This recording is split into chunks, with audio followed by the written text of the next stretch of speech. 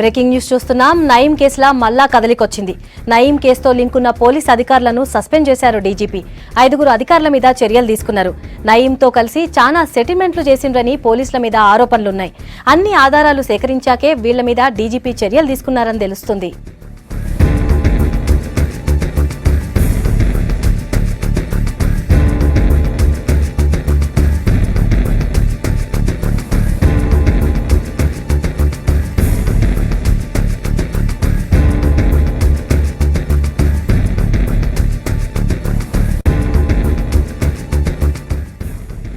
నయీం కేసులో మల్లా కదలికొచ్చింది. నయీం కేసుతో లింకున్న పోలీస్ అధికారుల్ని సస్పెండ్ చేశారు డీజీపీ. 5 అధికారుల మీద చర్యలు తీసుకున్నారు. నయీంతో కలిసి చాలా సెటిల్మెంట్లు చేసిండ్రని పోలీసుల మీద ఆరోపణలున్నాయి. అన్ని ఆధారాలు సేకరించిన తర్వాతే వీళ్ల మీద డీజీపీ చర్యలు తీసుకున్నారని తెలుస్తుంది. దీని గురించి ఇంకిన్ని ముచ్చట్లను సంపత్ అడిగి తెలుసుకుందాం. సంపత్, ఎవరెవరిని సస్పెండ్ చేసినారు? నయీం కేసులో మొదటి నుంచి కూడా పోలీసులు దీంట్లో క్రైమ్స్ లో ఇన్వాల్వ్ అయ్యారు అనేది మొదటి నుంచి వస్తుంది. దాంట్లో అంటే కొన్ని పేర్లు తెర మీదకి వచ్చినా కానీ దాని ఆరోపణలు కాబట్టి వాళ్ళ మీద యాక్షన్ తీసుకోలేము. ఆధారాలు దొరికితేనే వాళ్ళ మీద యాక్షన్ తీసుకోవాలనుకుంటారని పోలీసు ఉన్నతాధికారులు మొదటి నుంచి చెప్తారు. దాంట్లో భాగంగానే ముందుగా దీంట్లో ఉన్నటువంటి 4 సస్పెండ్ చేస్తూ 4 నుంచి 5 సస్పెండ్ చేస్తూ వచ్చేప్పటి క్రితమే డీజీపీ ఉత్తర్వులు జారీ చేయడం జరిగింది. దాంట్లో మద్దిపాటి శ్రీనివాస్ అడిషనల్ డీసీపీ, ఈయన భువనగిరి బెల్లిలలిత కేసు టైంలో ఎస్ఐ నుంచి ఇప్పటి వరకు అడిషనల్ డీసీపీగా ఉన్నారు. డీజీపీ ఆఫీస్ లో సిఐడి ఆఫీస్ లో ఈయన పనిచేస్తున్నారు. ఈయనను సస్పెండ్ చేయడం జరిగింది. ఈయనతో పాటుగా మల్లినేని శ్రీనివాస్ అని నగరంలో అంటే హైదరాబాద్ లో చాలా ప్లేస్లలో పనిచేశారు. ఈయన కూడా ఎస్ఐ ర్యాంక్ నుంచి ఏసీపీ వరకు వచ్చింది. సో డిఎస్పీగా ఉన్నటువంటి మల్లినేని శ్రీనివాస్, అట్లాగే చింతమనేని శ్రీనివాస్ అని ప్రస్తుతం హైదరాబాద్ కమిషనరేట్ లో పనిచేస్తారు. ఈయన గతంలో కూడా శంషాబాద్ ఏసీపీగా ఉన్నప్పుడు చాలా ల్యాండ్ సెటిల్మెంట్లలో ఇన్వాల్వ్ అయినట్టు, అట్లనే నయీం తోటి కలిసి చాలా ప్రాపర్టీ సెటిల్మెంట్ చేసినట్టుగా కొన్ని ఆధారాలు చెప్పినది పోలీసులు చెప్తారు. దాంట్లో భాగంగా ఈ శ్రీనివాస్ కూడా సస్పెండ్ చేయడం జరిగింది. మద్దిపాటి శ్రీనివాస్, మల్లినేని శ్రీనివాస్, చింతామనేని శ్రీనివాస్ ముగ్గురు కూడా డిఎస్పీలు. వీళ్ళంతా కూడా సిటీలో చాలా ప్లేస్లలో పనిచేశారు. నయీం అనుచరులతోటి లింకులు ఏర్పాటు చేసుకొని చాలా సెటిల్మెంట్లు చేశారు అనేది దీని ఆధారాలు మొత్తం కూడా వచ్చినది పోలీసులు చెప్తారు. దాంట్లో డాక్యుమెంటేషన్ సంబంధించిన ఎవిడెన్స్, అట్లాగే మిగతా సంబంధించిన సాక్షులకు సంబంధించినటువంటి స్టేట్మెంట్లు రికార్డ్ చేసినాకనే వాళ్ళపైన ఒక ఫైనల్ యాక్షన్ తీసుకున్నామని చెప్తారు. ఇక రాజగోపాల్, మస్తాన్ వాళ్ళని వీళ్ళిద్దరు కూడా సిఐలు, ఖమ్మం జిల్లాలో పనిచేస్తున్న ఇన్స్పెక్టర్తో పాటుగా మరో ఇన్స్పెక్టర్ రాజగోపాల్, మస్తాన్ ఇద్దరిని కూడా వాళ్ళు సస్పెండ్ చేశారు. వీళ్ళు కూడా కొన్ని ప్రాపర్టీల సెటిల్మెంట్లు చేశారు. అట్లనే కేసులు నమోదైనప్పుడు నయీం కు సంబంధించిన వాళ్ళు ఎవరైనా నేరాలు చేసినప్పుడు క్రైమ్ లో ఇన్వాల్వ్ అయిన తర్వాత కూడా వాళ్ళ పేర్లు తీసేసినటువంటి ఇన్సిడెంట్లు జరిగినది డీజీపీ కొత్త చెబుతుందని చెప్పడం జరిగింది. దాంట్లో ఈ మస్తాన్ వల్లి అట్లనే రాజగోపాల్ ఇద్దరు కూడా కేసులు అయిన తర్వాత కేసుల నుంచి తమకు సంబంధించినటువంటి వాళ్ళు ఎవరైతే నయీం కు సంబంధించినటువంటి వాళ్ళ టీం ఉంటుందో ఆ టీం సంబంధించిన మెంబర్స్ తీసేసి కానీ, లేదంటే వాళ్ళ పేర్లను లేకుండా చేసి కానీ, నేరం చేసిన తర్వాత వాళ్ళకి కొంచెం సహకరించేటట్టుగా చేసిన వాళ్ళు ఎవరైతే ఉన్నారో వాళ్ళు రాజగోపాల్ అంటే మస్తాన్ వాళ్ళిద్దరిని సస్పెండ్ చేయడం జరిగింది. చాలా రోజుల నుంచి కూడా ఆరోపణలు ఏంటంటే నయీం కేసు కట్టిరు, కేసు దర్యాప్తు చేస్తా ఉన్నారు. చాలా మంది పెద్ద మనుషుల పేర్లు వినబడుతున్నాయి, అట్లనే పోలీస్ అధికారుల పేర్లు వినబడుతున్నాయి. కానీ ఎక్కడ కూడా వాళ్ళ మీద యాక్షన్ తీసుకుంటలేరు. వాళ్ళ పైన ఎక్కడ కూడా అరెస్ట్లు కానీ, లేకపోతే వాళ్ళని పిలిచి క్వశ్చన్ చేస్తారు కానీ ఎట్లాంటివి చేస్తలేరు అనేది ఒక ఆరోపణ ఉన్నది. కానీ డైరెక్ట్ గా సస్పెండ్ చేసిన అనేది కొంచెం దీంట్లో కొంచెం డెవలప్మెంట్ జరిగినట్టు చెప్పాలి. ఎందుకంటే మొదటి నుంచి పోలీసులు చెప్పుకుంటూ వస్తున్న ఏంటంటే వాళ్ళు ఆధారాలు దొరకకుండా, లేకపోతే వాళ్ళకి సంబంధించిన వాళ్ళ పక్క ఆధారాలు చిక్కకుండా వాళ్ళు నిజంగానే నేరం చేసిరా లేదనేది తేలకుండా వాళ్ళపైన యాక్షన్ తీసుకోరాదు. కాబట్టి అన్ని ఆధారాలు సేకరించిన తర్వాతనే యాక్షన్ తీసుకుంటాం అనేది మొదటి నుంచి చెప్తారు. సో దాన్ని బేస్ చేసుకుని వాళ్ళు చెప్పినటువంటి మాటను నిజం చేస్తూ వాళ్ళు సస్పెన్షన్స్ అయితే చేశారు. దీంట్లో 5 సస్పెండ్ అయ్యారు.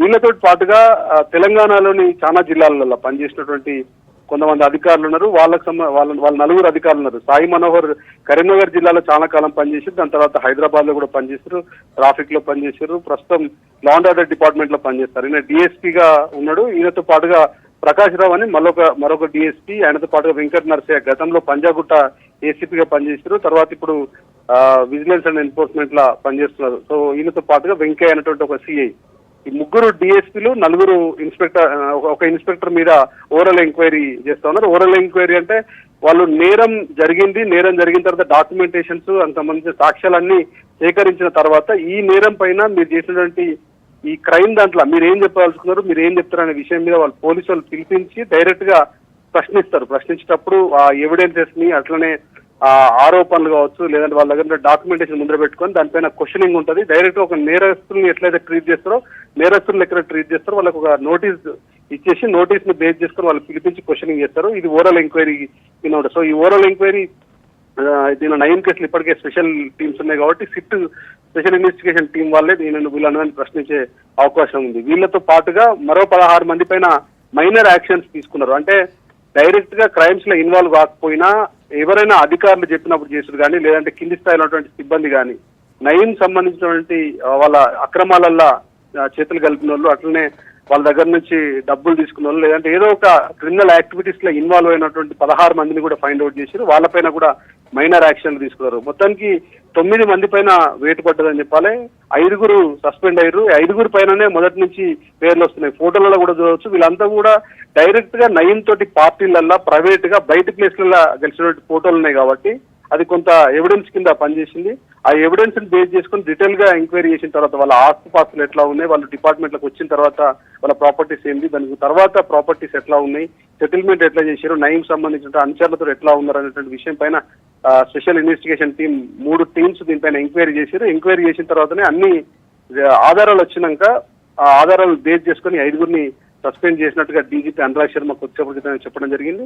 ఈ 5 సస్పెన్షన్ తో పాటుగా మరో 4 పైన కూడా ఓరల్ ఎంక్వైరీ ఉంది కాబట్టి బహుశా ఆ ఓరల్ ఎంక్వైరీ ఎప్పుడు ఉంటుంది కాబట్టి సస్పెన్షన్ ఆర్డర్స్ ఇష్యూ అయిన తర్వాత వీళ్ళను సస్పెండ్ చేస్తారు. ఇక వీళ్ళు ఏ క్రైమ్స్ లో ఇన్వాల్వ్ అయ్యారు, ఎక్కడెక్కడ ఇన్వాల్వ్ అయ్యారు, ఏమైనా మర్డర్ కేసుకి సంబంధించిన ఇష్యూస్ ఉన్నాయా, సెటిల్మెంట్లకు సంబంధించిన ప్రాపర్టీ ఇష్యూస్ ఉన్నాయా, నయం తోటి ఎంతకాలంగా సంబంధం ఉంది, ఇట్లాంటి కంప్లీట్ డీటెయిల్స్ తర్వాత పోలీసులు ఇస్తామన్నారు కాబట్టి ఆ డీటెయిల్స్ వచ్చిన తర్వాత మరిన్ని విషయాలు తెలిసే అవకాశం ఉంది. ఏదేమైనా ఒక నరరూప రాక్షసుని కింద మాజీ మావోయిస్టు ఉండి తర్వాత జనరణలకు వచ్చి చాలా సెటిల్మెంట్లు చేసి చాలా మందిని ఇబ్బంది పెట్టి భూముల్ని గుంజుకున్నాడు, సెటిల్మెంట్లు చేసినటువంటి ఇన్సిడెంట్లు 100 కేసులు ఉన్నా కానీ వాళ్ళని పట్టించుకోలేదన్నటువంటి ఒక ఆరోపణ పోలీస్ శాఖ పైన ఉన్నది.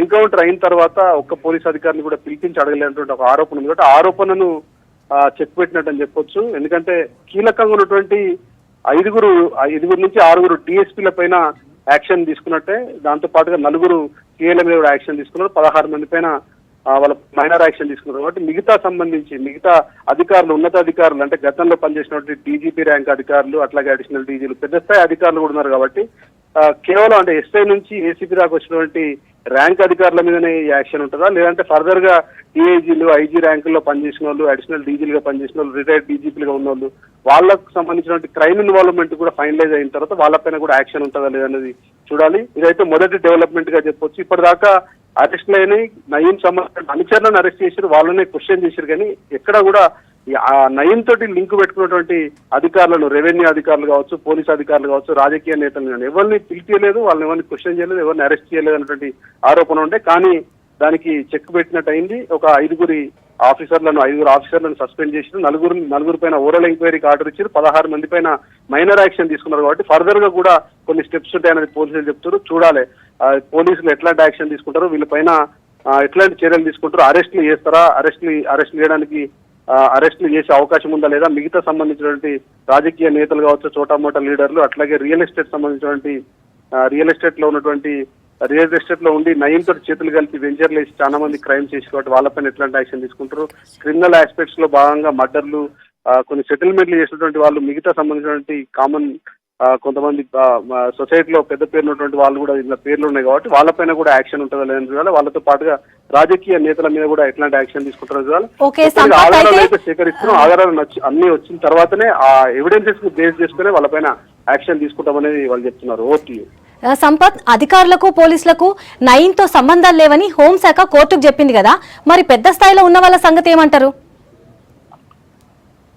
అంటే దాని తర్వాతనే చాలా విమర్శలు వచ్చినాయి పోలీస్ శాఖ మీద. ఎందుకంటే అప్పుడు ఏంటంటే డైరెక్ట్ గా హోంశాఖ సెక్రటరీ హైకోర్టులో సబ్మిట్ చేశారు కాపీ అని. అప్పుడు సిపిఐ నారాయణ పిల్ దాఖలు చేశారు. దాంట్లో నయం తోటి ఉన్నటువంటి లింకులు ఉన్న వాళ్ళ మీద ఎవరి మీద చర్యలు తీసుకుంటారో వాళ్ళందరినీ గాలికి వదిలేస్తారు. అసలు నయం కేసులో దర్యాప్తు జరుగుతుందా లేదా, స్టేటస్ రిపోర్ట్ ఏందనేది ఆయన పిటిషన్ వేసింది. ఆ పిటిషన్ బేస్ చేసుకుని హోంశాఖ సెక్రటరీ ఒక రిపోర్ట్ ను సబ్మిట్ చేసిండు. మీరు అన్నట్టు అప్పట్లో రిపోర్ట్ సబ్మిట్ చేసినాక ఆ రిపోర్ట్ లో ఎక్కడ కూడా లింకులు లేవు, ఆధారాలు లేవు, ఆరోపణలే ఉన్నాయి, మిగతా ఏం లేదని అలా ఆయన మెన్షన్ చేసిండు. దాంతో ఏమంటారంటే అంత అప్పట్లో చాలా వార్తలు వచ్చినాయి. దాంతోపాటు బయట కూడా ఒక చిక్ చాట్ ఏముండే అంటే, అరే ఈ కేసు ఇక్కడికి అయిపోయింది, ఈ కేసులో ఫర్దర్ గా ఏం పోయేటట్లేదు. సో నయీం ఎన్కౌంటర్ అయిపోయిన తర్వాత నయీం సంబంధించిన అనుచరులన్నీ అరెస్ట్ చేశారు, కానీ మిగతా సంబంధించిన అధికారులను మాత్రం పోలీస్ శాఖ కాపాడుతున్నట్టు ఒక ఆరోపణ ఉండే. కానీ ఇప్పుడు మనకు ఈ సస్పెన్షన్ అయిన తర్వాత కొంత ఆరోపణలకు సంబంధించిన దాంట్లో కొంత వెయిట్ తగ్గినట్టుగా చెప్పచ్చు. ఎందుకంటే 5 అధికారులను సస్పెండ్ చేయాలంటే పోలీస్ డిపార్ట్మెంట్ లో చాలా ఇష్యూస్ ఉంటాయి. ఎందుకంటే ఒక ప్రభుత్వ ఉద్యోగిని ఉద్యోగం చేసేయడం కానీ, లేదంటే ఎవరన్నా ఉన్నత స్థాయిలో ఉండాలని కానీ అరెస్ట్ చేయాలన్నా సస్పెండ్ చేయాలన్నా ఎవిడెన్సెస్ ముందు పెట్టుకునే పని చేయాలి. ఎందుకంటే రేపు పొద్దున కోర్టులకు పోయినా ఎక్కడైనా ఛాలెంజ్ చేసినా కానీ ఈ ఎవిడెన్సెస్ ఉంటేనే ఎవరైతే సస్పెండ్ చేసిన అధికారం ఉంటారో దానికి కొంచెం అథెంటిక్ ఉంటుంది. కాబట్టి ఈ ఎవిడెన్సెస్ ని కలెక్ట్ చేసి సైంటిఫిక్ ఎవిడెన్సెస్ ని, అట్లాగే వాళ్ళు నిజంగానే క్రైమ్ లో ఇన్వాల్వ్ అయినటువంటి ఇష్యూస్ మొత్తం వచ్చిన తర్వాత ఇప్పుడు ఏదైతే ఫోటోలు రిలీజ్ అయినా ఆ ఫోటోలను కూడా ఫోరెన్సిక్ పంపించినాక ఆ ఫోటోలలో ఉన్నది పలానా ఆఫీసరే మద్దిపాటి శ్రీనివాసు, మల్లినేని శ్రీనివాసులు, లేదంటే మిగతా సంబంధించి చింతామణి శ్రీనివాసులు, వీళ్ళందరూ కూర్చొని మాట్లాడుతారు. అందులో ఉన్నటువంటి నయమే లేదా అందులో ఉన్నటువంటి పోలీస్ ఆఫీసర్ అనేది ఫైనలైజ్ అయిన తర్వాత ఆ ఫోటోలు కానీ లేదా మిగతా సంబంధించిన డాక్యుమెంట్లు కానీ, అట్లాగే బాధితులు ఎవరైతే ఉన్నారో కబ్జాలు గురైన వాళ్ళు కానీ, లేదంటే నయీం చేతుల ఇబ్బందులకు గురైన వాళ్ళు కానీ వాళ్ళందరినీ పిలిపించి ప్రశ్నించినాక వాళ్ళు ఇచ్చిన స్టేట్మెంట్లు డైరెక్ట్ గ్రౌండ్ లకు పోయిన తర్వాత ఉన్నటువంటి భూమి జాగాలు కానీ, లేదంటే మిగతా సంబంధించినటువంటి ఏమైనా ప్రాపర్టీస్ కానీ నిజంగానే జరిగిందా లేదా అనేది వాళ్ళ చుట్టుపక్కల వాళ్ళని కానీ మిగతా వాళ్ళని క్వశ్చన్ చేసినాక ఆ వచ్చినటువంటి ఎవిడెన్సెస్ ను బేస్ చేసుకునే ఈ ఇష్యూను మొత్తం కూడా సార్ట్అవుట్ చేశారు. ఆ డాక్యుమెంట్లు అన్నింటినీ ఎవిడెన్సెస్ ఉన్నాయి కాబట్టి ఎవిడెన్సెస్ వచ్చిన తర్వాతనే సస్పెండ్ చేసినాం. ముందు మేము చెప్పలేం కదా, కోర్టుకు ఒకసారి చెప్తే ఆ కోర్టుకు చెప్పాలంటే అథెంటిక్ ఎవిడెన్సెస్ ఉండాలి. కాబట్టి మేము అప్పట్లో అట్లా చెప్పినాం అనేది పోలీస్ శాఖ చెప్తారు. సో మొత్తానికి హోంశాఖ మీరు అన్నారు గతంలో అట్లా రిపోర్ట్ సబ్మిట్ చేసాడు, తర్వాత యాక్షన్ తీసుకున్నాడు.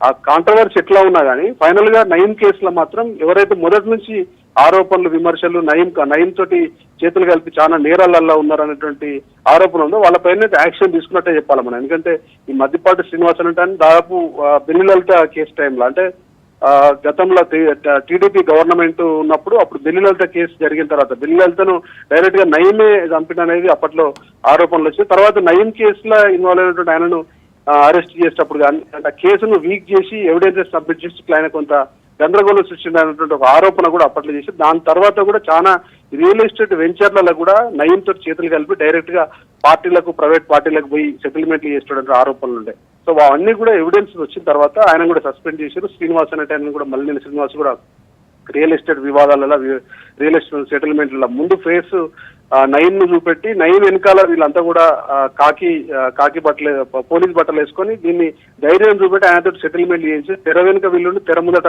నయీం ను నడిపించడానికి చాలా ఆధారాలు వచ్చినాకనే ఆధారాలన్నింటినీ డాక్యుమెంటేషన్ చేసి ఆధారాలు మొత్తం ప్రశ్నించినాక వచ్చినటువంటి సాక్షులకు సంబంధించిన వాంగ్మూలాలు సాక్షులు ఇచ్చినటువంటి స్టేట్మెంట్లు వాంగ్మూలాలు దాంతో పాటు మిగతా అవన్నీ గ్రౌండ్ రియాలిటీ సంబంధించిన ఫోరెన్సిక్ రిపోర్ట్లు వచ్చిన తర్వాతనే వాళ్ళపైన యాక్షన్ తీసుకోవడం జరిగింది. Okay Sampath, thanks for the updates.